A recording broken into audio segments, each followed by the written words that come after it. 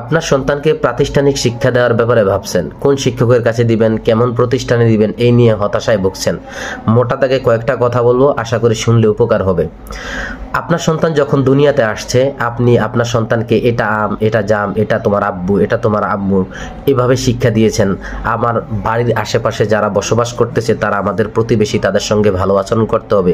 এই যে সম্পূর্ণ শিক্ষাগুলো আপনি আপনার সন্তানকে দিয়েছেন, এগুলোর পূর্ণতা দানের জন্য অবশ্যই আপনার সন্তানকে একটি ভালো প্রতিষ্ঠানে পড়তে হবে, ভালো শিক্ষকের দ্বারস্থ হতে হবে। ভালো শিক্ষক যে শিক্ষা দিবেন ওই শিক্ষাটাই নিয়ে সে আগামী ভবিষ্যৎ গড়বে এবং এটার উপরে ভিত্তি করে সে সামনে এগিয়ে যাবে। তাহলে আপনার সন্তানের জীবনে একজন শিক্ষকের গুরুত্ব অপরিহার্য, তার যথেষ্ট ভূমিকা রয়েছে। সেজন্য আপনাকে অবশ্যই এমন একজন শিক্ষক সিলেক্ট করতে হবে আপনার সন্তানের জন্য, যেই শিক্ষকের মাধ্যমে সন্তান এমনভাবে গড়ে উঠবে যাতে সন্তান ভবিষ্যতে আলোকে আলোই বলে, খারাপকে খারাপই বলে, ভালোকে ভালোই বলে, যাতে দল মত নির্বিশেষে সে একটা বিশাল উদার মন নিয়ে চলতে পারে, সেই বিষয়টার প্রতি লক্ষ্য রাখতে হবে। এখন আমাদের সমাজে যে সমস্ত শিক্ষকরা রয়েছেন তারা বিভিন্ন দলে বিভক্ত হয়ে যাচ্ছেন, ফলে ওই শিক্ষা প্রতিষ্ঠানে সন্তান দেওয়ার পরে সে যেই দল যেই মতের, সে ওই দিকেই তাকে ড্রাইভার্ট করার জন্য চেষ্টা করে। তো আপনি কি করবেন?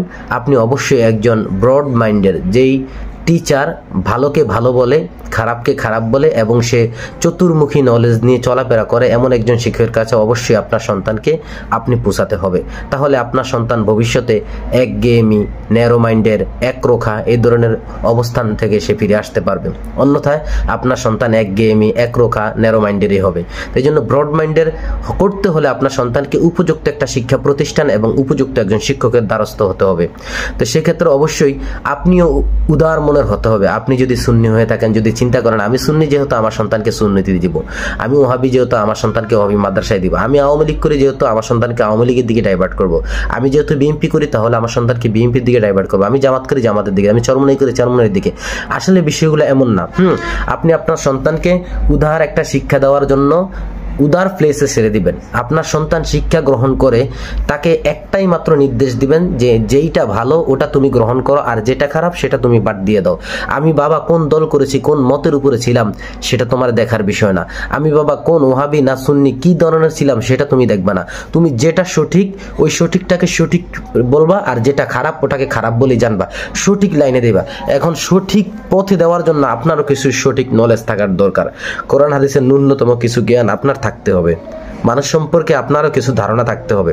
একজন আলেমের বক্তব্য শোনার পরে আপনার অবশ্যই চিন্তা করতে হবে তার বক্তব্যের মধ্যে কি শুধু সুরেই আটকিয়ে রাখছে মানুষকে, নাকি তার বক্তব্যের মধ্যে এমন কিছু রয়েছে যেগুলোতে তার ভিতরে যে এলেম আছে, প্রজ্বলিত আগুন রয়েছে, এলমি নূর রয়েছে, সেটা প্রকাশ পায় কিনা সেদিকেও আপনার লক্ষ্য রাখতে হবে। সেজন্য আমি কি বললাম, আপনার সন্তানকে শিক্ষা দানের জন্য অবশ্যই একজন ব্রড মাইন্ডের শিক্ষক সিলেক্ট করতে হবে, একটা ভালো উন্মুক্ত প্রতিষ্ঠান সিলেক্ট করতে হবে এবং আপনার সন্তানকে অবশ্যই যথাযথ সুযোগ সুবিধা দিতে হবে তার মনকে পরিচালনা করার জন্য, যাতে সে কোনো একটা নির্দিষ্ট দল, কোনো একটা নির্দিষ্ট মত এদিকে সে ড্রাইভার না হয়। তবে অবশ্যই বাবা মায়ের কর্তব্য হলো যে সে যাতে দ্বীনের পথে থাকে, দ্বীন ও ইসলামের পথে থাকে, সেদিকে সবসময় তাকে সশস্ত্র রাখতে হবে, সজাগ থাকার জন্য তাকে আহ্বান করতে হবে এবং তাকে অবশ্যই প্রতিনিয়ত সালাতের জন্য ইসলামী বিধিবিধানগুলো পারিবারিকভাবে সর্বপ্রথম তার মাথায় ভালো করে ঢুকিয়ে দিতে হবে।